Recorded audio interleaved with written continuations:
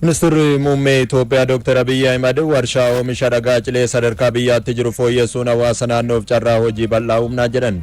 Dr. Abiy Ahmed warshaa dhagaa cilee naannoo kibba lixa Itoophiyaa godina Daawurootti ijaaramee eebbisanii Charinnat Maabiraatu gabaasa dabalataa qaba. Ministeerri Muummee Dr. Abiy Ahmed naannoo kibba lixa Itoophiyaa godina Daawurootti warshaa dhagaa cilee eebbisan. Dr. Abiy hojii naannoo kanatti hojjetamee fi uummata tarcaa fi naannoo ishee jaallannoo arguuf carraa argannetti baay'ee gammanneerra jedhan. Misoomni asitti argine qalbiin waa hubatuu fi yaadni qulqulluu yoo jiraate Itoophiyaan carraa yeroo gabaabaa keessatti jijjiiramuuf ishee dandeessisu akka qabdu mul'isaa jedhan.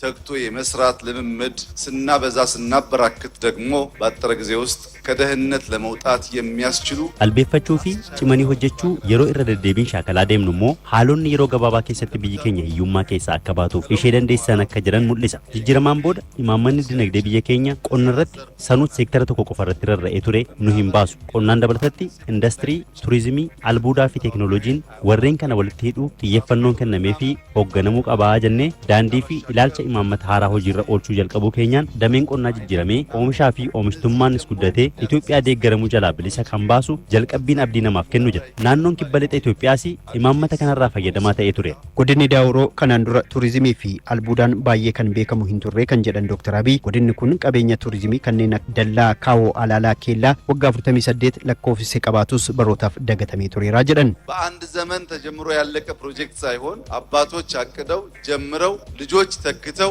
የጨረሱ ስራ ነው። ፕሮጀክቲን ኩን ገልገለ ተኮት ከን ሆጀተሜ ኦሶ ሂንታኔ ከን አሎኒ ወለርካ ፉዴ ሆጀተ አቦቲን ከሮርሰኒ ጀልቀበኒ በከት ቡሰኒ ሆጂ ጥሙራኒ ከነ ያደቹ ፊ ሐዋሳ አድኛ ተከሙላቱ ጎቹን ኬኝ ጎድነቺ ፊ ናነቺ ቀበኛ ቱሪዝሚ ሄዱ አከቀብ ጀልቀቢ ሆጂ ሙልሱ hojiiwwan kennaawwan uumamaa naannawaa keenya jiran misooma fakka oolaniif hojjetamaa jiran keessatti dameen dhuunfaa caalaatti akka hirmaatuuf haalli mijataa ta'e uumameera jedhan. Albuudni godina kibba lixa Itoophiyaa fi naannoo isheetti kanaan dura hagas mara hojiirra oolaa hin turre jedhan. Yeroo waggaa tokko hin guunne keessatti godina Daawuroo naannoo Tarcaatti warshaan albuuda dhagaa cilee hojjetamee oomishaaf ga'uun isaa hojii boonsaadhas jedhan.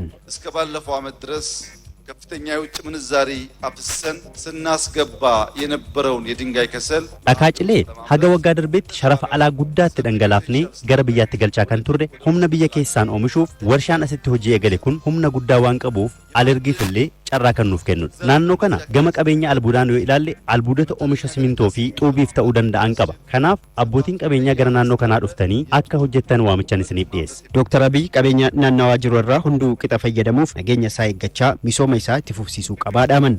Karoora bara 2017 galmaan ga'uun fayyadamummaa uummataa mirkaneessuun guddina biyyaa itti fufsiisuuf hojiin eegalame cimee itti fufuu qaba jedhan Afayaan Caffee Oromiyaa Addee Saadaa Abdurrahman.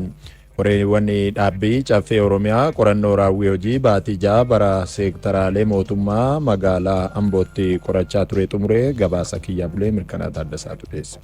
Qoreewwan dhaabbii Caffee Oromiyaa raawwii hojii seektaraalee ji'oottan ja'an darbanii magaalaa Ambootti qorataa turan xumuran. Kenna tajaajilaa fooyyessuuf hojiin qindoominaan hojjetamaa jiru muuxannoo wiirtuu tajaajila iddoo tokko babal'isuu ragaa dijitaalessuunii fi gurmaa'insa caasaa ganda haaraa milkeessuu irratti hojii gaariin akka hojjetaman qoreewwan dhaabbii Caffee Oromiyaa ibsaniiru. Piroojektonni fayyadamummaa uummataa mirkaneessuu danda'an yeroon xumuramuu dhabuu fi lafti misooma investimantiif kenname misoomaaf ooluu dhabuu rakkoo ijoo adda ba'ee fi yeroo taanutti akka furamuuf xiyyeeffannoon irratti hojjetamuu jedhan Afyaayin Caffee Oromiyaa Addee Saadaa Abdurrahman. Hojiin hojjetamaa jiru gaariidha jechuun ni danda'ama. Isa keessatti garuu bakka hundatti badu fakkaatu raawwiin jiru waliin fakkaatu kenni tajaajilaas akkasuma rakkoon bulchiinsa gaariis akkasuma yeekuu irratti rakkoon piroojeektii qabatus kan waliin fakkaanne ta'uusaa qabatamaan koreen keenya gadi bu'ee waan mirkaneesse. Keessaafuu kenna tajaajila wajjin kan wal qabatu fooyyeessuudhaaf hojiin itti deemame jalqabbiin jiru gaarii ta'us naannoo magaalaatittis tahee naannolee aanaattis haa ta'u seektaroota garaagaraa keessaafuu uummata wajjin walitti dhufeenya qaban irratti hojii guddaa kan gaafatudha. Ammas uummanni komachaa jira. Ammas deddeebiin akka jiru. Ammas harka laaluun akka jiru qabatamaadhaan uummanni kan kaasan waan ta'eef kun qaamni dhimmi ilaalu hundinuu xiyyeeffannootti kannee rakkoon kenna tajaajilaa uummanni kaasu kun furamuu qaba jechuudha. Durataan koree dhaabbii dhimma misooma magaalaa Caffee Oromiyaa Obbo Abdulqaadir Hussein karoora bara 2017 fayyadamummaa uummataa gama hundaan akka milkaa'uuf sirni hordoffiif daawwannaa dirree cimee itti fufaa jedhan. Rakkoon kenna tajaajilaa qaamolee haqaa bira jiru qorannoon furaanii deemna kan jedhan immoo durataa koree dhaabbii dhimma bulchiinsa seeraa Caffee Oromiyaa Obbo Gabree Urgeessooti.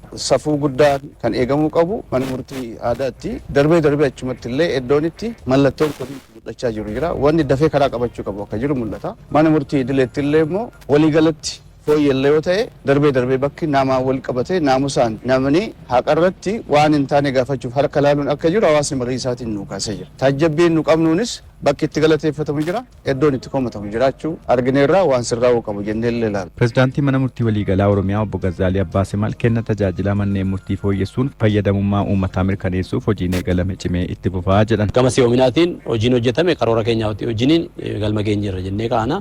Gama dhaqqabummaatiin teknooloojiidhaan fayyadamnee uummata kan keenya fageenya irra jiru tajaajila kennuudhaaf oomtitti deemu. Keessattuu bara kana kenna tajaajila abbaa seerummaa kan keenya gara waraqameessaatti jiruudhaaf sochii bal'aa gochaa jira. Kanas qabatamaatti maaltu jira kan jedhu caffeen keenyas qorannaa abbii caffee gadi bu'ee wanna laalee fi wanna gaariin jiraachuu isaa kaasee garuu bakka hundatti wal fakkaataa waan hin taaneef harcaatiiwwan gama dhaqqabummaatiin jiru ilaalamuu akka qabu nu kaasee jira. Isa nutis ilaallee kan irratti hojjennu ta'uu isaa fudhannee jirra. Inisheetiivii misooma qonnaa hojiirra oolaa jiruun jiruuf jireenya hawaasaa jijjiiramuun dinagdeen biyyaa utubamaa jira. Bu'aa gama kanaan jiru itti fufsiisuuf ammoo dhiyeessii qonnaa irratti ni hojjetamaa jedhan hoogganaatti aanaan biiroo qonnaa Oromiyaa obbo Bariisoo Fayyisaa. Tokkoffaa dhiyeessii makaanaayzeeshinii irratti ilaalaa turre. Lammaffaan immoo qonnaan bulaa keenya kana gara investimentii ceesuu keessatti yeroo taa'eef keessatti karoora qabame sanaan ariitii sanaan deemuu akka hin dandeenye ka'aa ture. Sababoota hedduu of keessaa qaba. Sababoota hedduu san deebisnee sirreessinee kurmaana kana keessatti hojii fooyyessinee ni jiraata. Ani akka caffeetti ilaalle keessaa hin kaasuu barbaadne. Akka walii galaatti immoo hojii keenya kan qabanneen isheetiifootas adda baasnee kan qabanne hojii idileetis adda baasnee kan qabanneen oolaallu hojii baay'een isaa taajjabbii keenyanis taajjabbii koree dhaabbattoo caffeetinis taajjabbii mootummaa walii galaatinis sadarkaa fooyyee irratti kan argamanii. Ijaarsa biyyaa fi sabaa fi sablammoonni waloon hojjechuu qabu jedhan afayyaa'in caffee Oromiyaa adde Saadaa Abdurramaan. Caffeen Oromiyaa qaamolee ayyaana sabaa fi sablammootaa sadarkaa naannoo Oromiyaatti magaalaa Ambootti barana kabajame irratti deeggarsa godhaniif beekamtii kennee gabaasa kiyyaa bulee Fiqaaduu mirkanaatu qindeesse.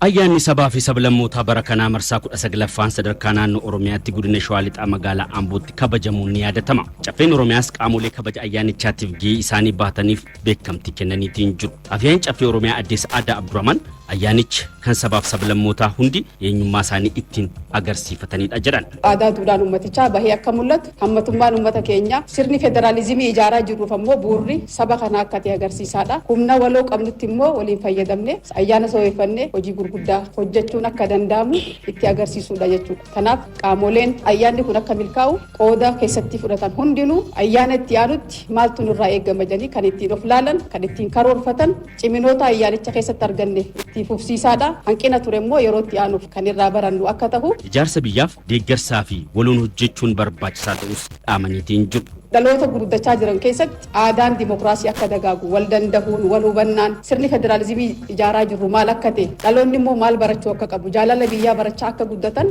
taasisuu keessatti gahee isaa qaba jechuudha. Kanaaf akka carraatitti itti fayyadamne waan gaarii qabnu kan ittiin beeksifannu dhimmoota waliin jireenyaa keenya daran kan ittiin cimsachaa deemnu. Qaamoleen beekamtiin kennameefis dhimma biyyaaf gahee isaanii kan baatan ta'uu himani. OBN afaanota 20 oliin yeroo ammaa kana tamsaasaa gaggeessaa jira. Afaanota kanneen keessaa immoo baay'een isaanii afaanota biyya keessaati. Kana kan godhuuf OBN maallaqa miiliyoonota ramadee kan raawwachaa jiruu fi walitti dhufeenyi sabaa fi sablammoota uummattoota Itoophiyaa cimee muuxannoonni walirraa qooddatamee guddinni biyyaa akka saffisuuf lammiileen biyya badhaate biyya nagaa taate keessa akka jiraatan gochuudhaaf gahee miidiyaan karaa gaariidhaan taphachuu qabu milkeessuudhaaf kan hojjechaa jirru.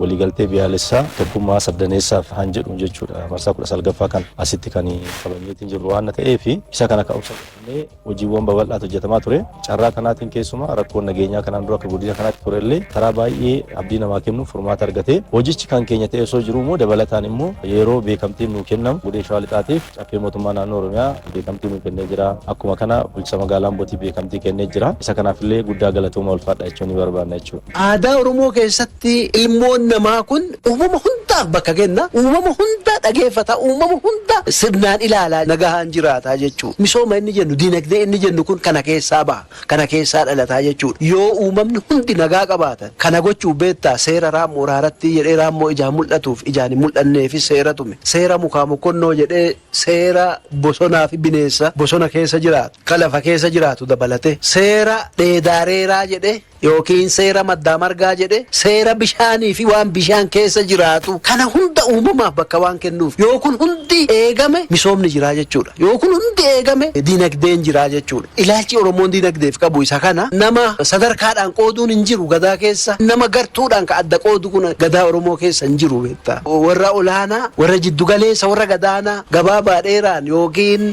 warra akkasii gosa gadaan gosa olaantuu jechuun hin jiru. Namooma irratti ijaarame gadaan kun namaa miti bineensa kaaniifuu jenne miti namooma irratti ijaarame waan ta'eef gadaa keessa wanni akkasii hin jiru jechuudha. Sirni burjaazii sirni akkasii kun gadaa Oromoo keessa aadaa Oromoo keessa hin jiru. Nama kamiyyuu ta'e gosa kamiyyuu ta'e biyya kamiyyuu dhufe aadaaf duudhaa Oromoo kana barbaada jennaan lakkii ati gosa kanaa gosi kun gadaatti makamuu hin danda'u jedhee ofirraa hin deebisu. Sirritti hubatamuu qaba.